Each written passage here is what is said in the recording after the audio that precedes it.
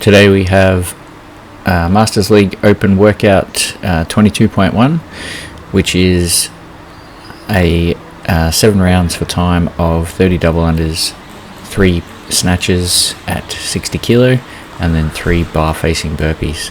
So when this one was first announced, I immediately remember doing the recent benchmark workout, Ingrid, which is 10 rounds of time, 3 power snatches and 3 bar facing burpees.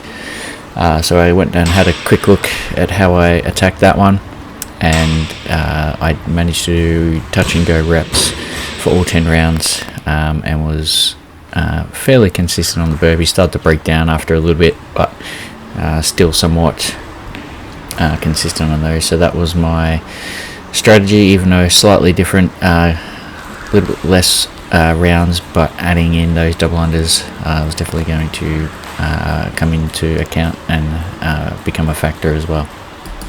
So another thing you might notice here as well, wearing sweatbands in Melbourne. It has been quite hot and the humidity quite high, so to help stop the sweaty palms, I was wearing sweatbands, not because I look awesome, simply just help keep the grip on the bar, because I didn't want to chalk up and waste time with that.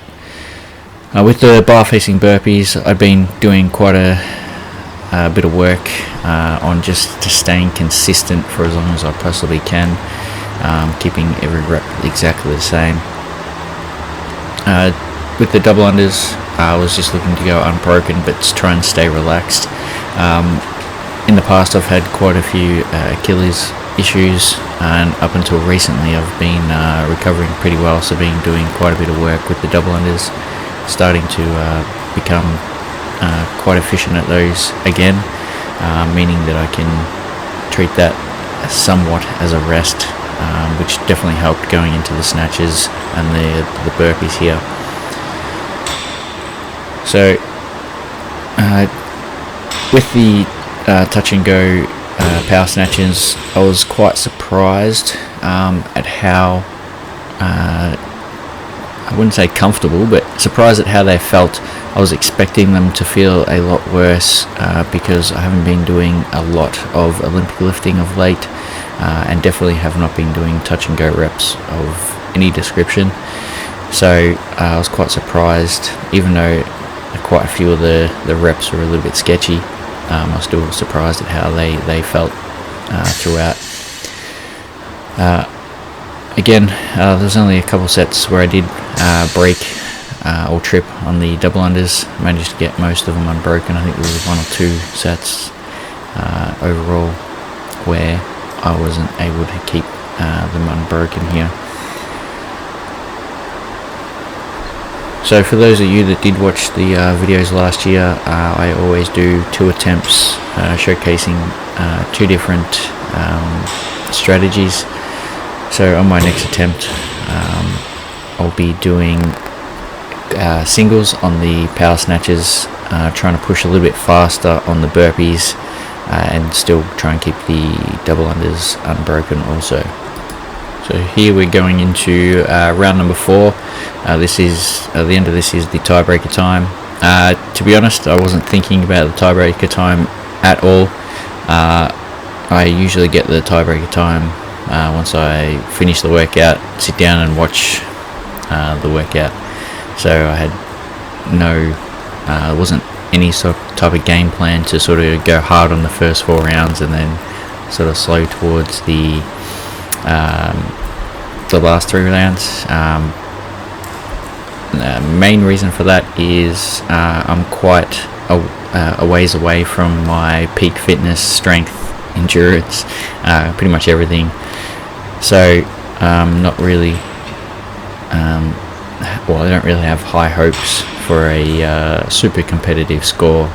So that's part of the reason why I wasn't paying that much attention to the tiebreaker time, but ended up with I think, was it 4:45, I think. Yeah, so 4:45 for the tiebreaker time. no, not terrible, I guess, but obviously not breaking any world records. Once again, just trying to stick with the plan.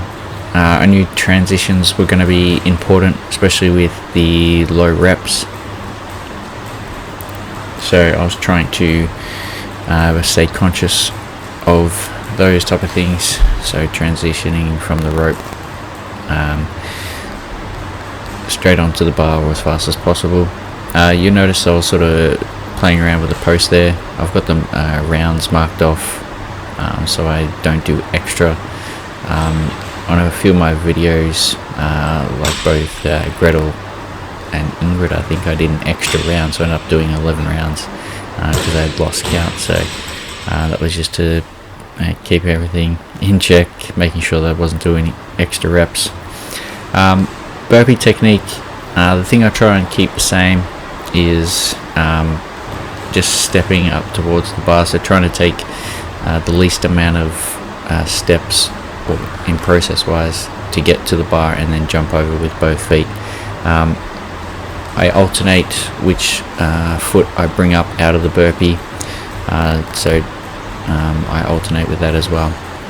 Just helps, I find, don't fatigue on one side, and I've become it takes the same amount of time to do regardless of the leg, so I don't have one side that's more dominant than the other. So here I have a little bit of a break. I wasn't at this point my hands were quite sweaty.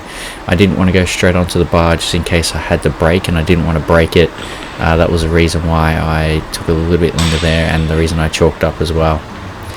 So as you can see, I'm getting quite low into that power snatch, which isn't terribly efficient, but overall I was quite surprised and relieved, I guess, on how the snatches did feel. On my next attempt I will be doing singles, so it's going to be interesting to see how I go redoing this one in a few days, so keep an eye out for that one.